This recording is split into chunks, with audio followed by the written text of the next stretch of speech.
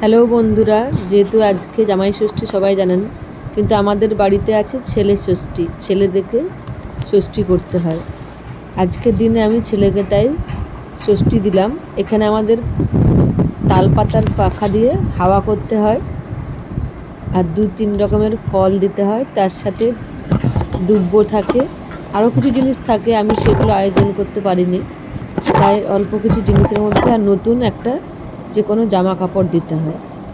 নতুন সুতো বলি না আমরা, যে কোনো জিনিস, সুতোর জিনিস বা যে কোনো জিনিস নতুন আমাদের দিতে লাগে।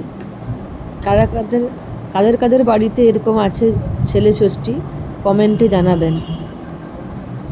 দেখুন, ছেলে আমাকে কোনোদিনও প্রণাম খুব কমই করে। এখনকার ছেলেরা জানেন তো, মাথা নিচু করতে চায় না। কিন্তু আজকে আমি জাস্ট একবার বলেছি, তাতে ও কিন্তু আমাকে প্রণামও করেছে। ভিডিওটার মধ্যে আপনারা দেখতে পাবেন।